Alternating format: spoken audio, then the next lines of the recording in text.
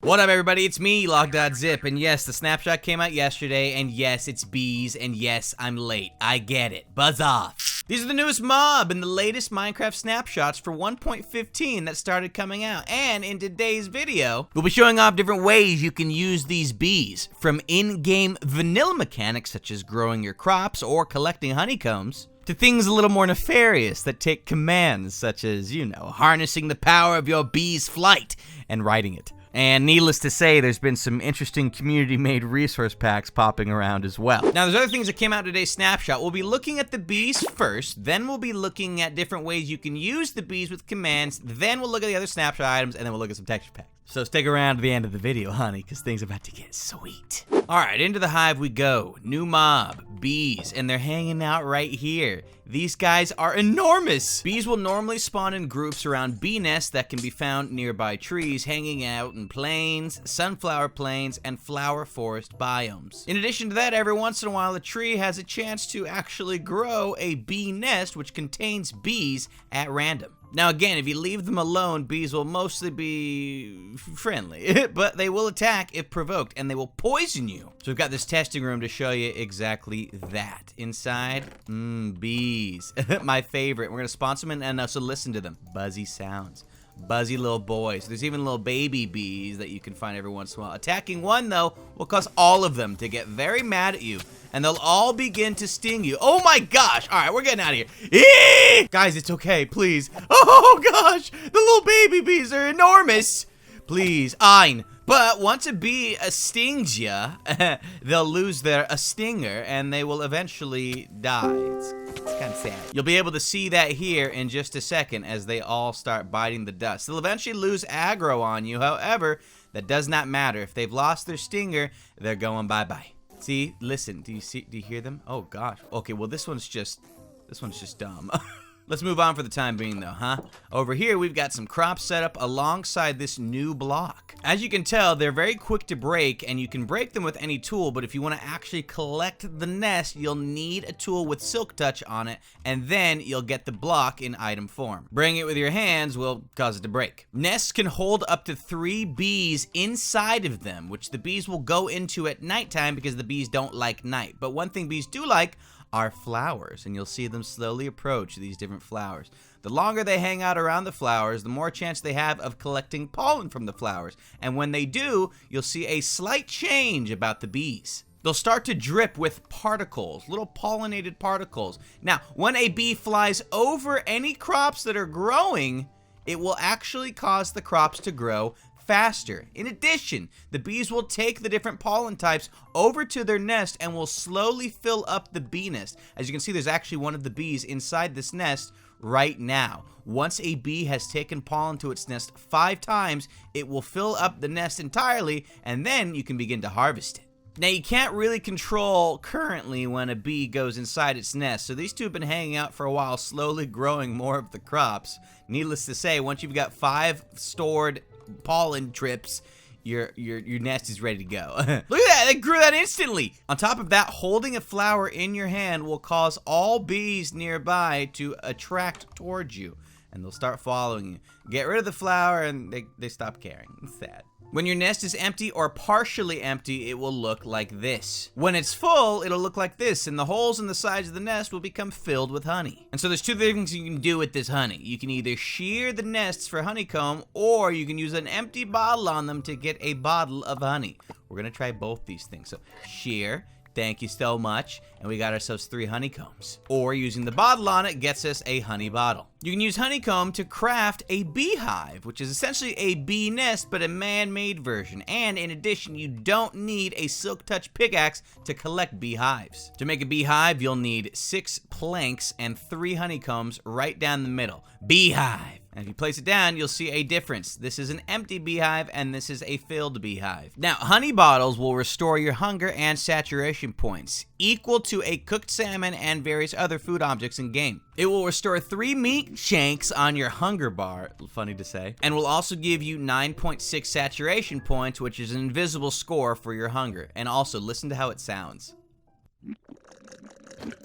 Gross. During the night, their behavior changes. Namely, they don't like the night, and they will do what they can to get away from the night usually as fast as possible. They'll oftentimes retreat into their nests until it is daytime once again. Similarly, they hate the rain. So look what happens when we make it rainy. They start flying a lot faster in an attempt to get out of the rain, and they will seek shelter. Eventually, you'll start to see all the bees hanging out underneath this ceiling area while they avoid the rainfall. A couple final notes to keep in mind. You can actually turn your honey bottle into 3 sugars. So if you need sugar for any reason, you can use it with honey. Alternatively, you can figure out what this crystallized honey is for right here.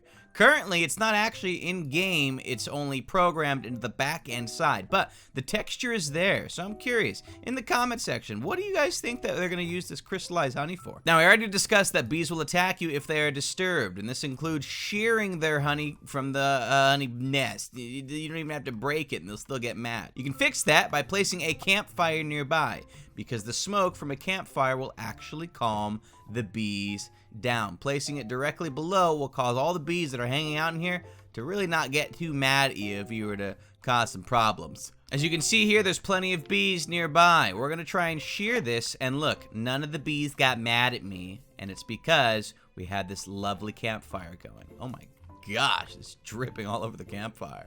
However, breaking the nest nearby causes the bees to get a little angry. So sad, guys. Sorry I destroyed your home. So that's the basic gist of bees, but there's so much more to explore. For that, we head back to the start, except down this path. Some more buzzworthy examples. We've made killer bees. We're gonna need some armor, some food, and some milk buckets to keep us from being constantly poisoned.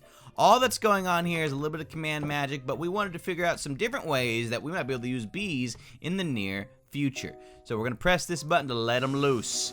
Oh boy! Yo, angry.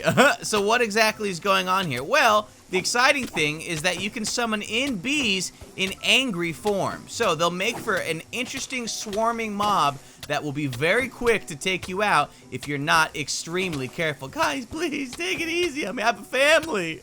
Yeah, I'm gonna go ahead and not go in there. We're gonna move on. How about some Vex jockeys? Yes, that's right.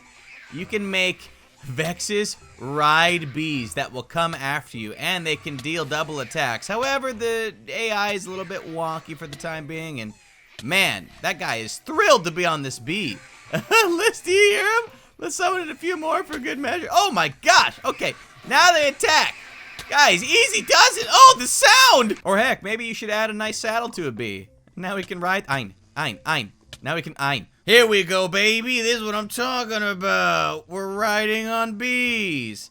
And man, this guy moves really fast. Now, you wouldn't actually be able to do this in game normally, but with commands you can. It looks a little silly, but hey, the flight of the bees, right? Flight of the bumblebee. I think that's the name of the song. It's a real song. Look it up. Whoa, I attacked the bee by mistake, and now he's forever flying upside down.